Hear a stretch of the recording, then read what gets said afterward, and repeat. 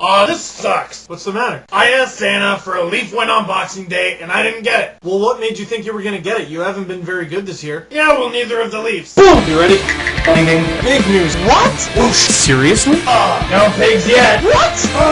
What was he doing? Wow. Bring them on. Beautiful.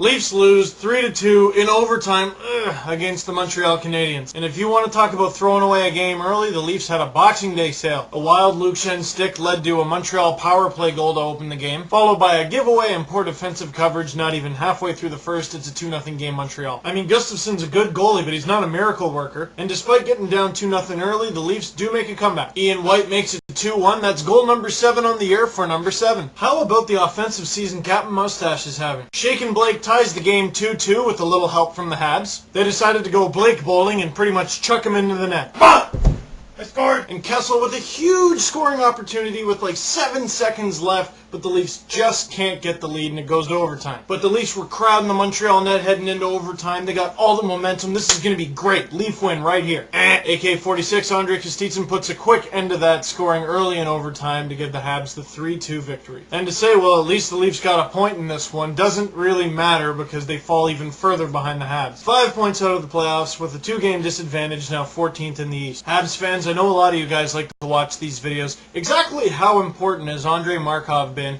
in the Habs getting into 7th in the East? And how about this? Jaro Halak, first star of the game, no doubt, 47 saves.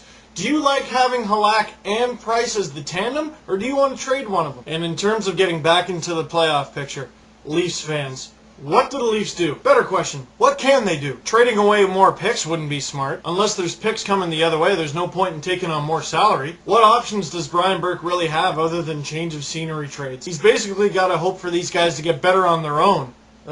One guy who has gotten better on his own made a key defensive play in the third period, and he got bumped up to the first line with Stajan and Kessel, Nikolai Kulemin. And I said in the Leaf Space live chat last week, Nikolai Kulemin, most improved player of the month, by far. Maybe even more than that. That's it. The Leafs lose 3-2 in overtime to the Canadiens. Habs fans, please answer my questions. Leafs fans, who has been the best Leaf defenseman this year, and do you like Nikolai Kulemin on the top line? And other than that, the only question remaining, can the Leafs bounce back against the Stanley Cup champion Pittsburgh Penguins? Knowing the Leafs, as weird as this sounds, they probably will. Peace, guys. Hope you had a Merry Christmas and a Happy Holiday. And one more thing before I go. I saw my younger cousins over the Christmas break, and they showed me this crazy video. Their goalie, in the dying minutes of the game, made an NHL highlight reel worthy save. So I'm going to put that video in the description right here.